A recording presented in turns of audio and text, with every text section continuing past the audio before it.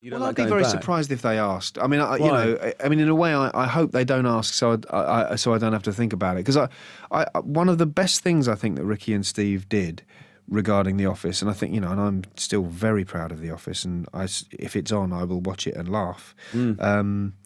One of the best things they did was ending it, you know, and making it finite and making it something that people look back on and go, oh, I wish there was more of that, as opposed to them doing loads and people saying, I wish there was less of this.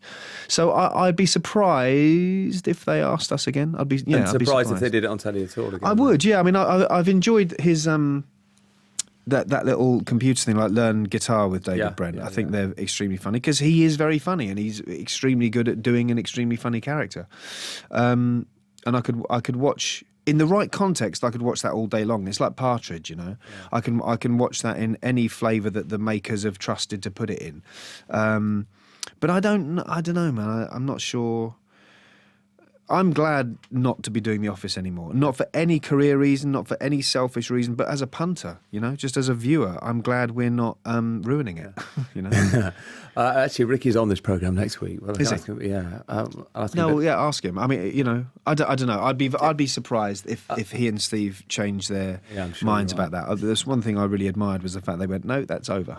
It must have been instantly obvious that it was brilliant when you were filming The Office. It sure was to us. Yeah, I mean, to me, it's the most I've ever laughed in a job, and I think for all of us, it was a very happy time. You know, for that whole cast and crew, it felt like a little gang. It felt like something, you know, we were going on this adventure that we were sort of making up as we went along, because it was untried territory for all of us, you know, and what it became and how huge it became was. You know, there was no way you could have banked on that. No way you could have predicted that at all. I think probably all we were hoping for was a good following, a good sort of BBC Two following, and a good solid comedy following. And what it turned into was, you know, a bit of a pop act.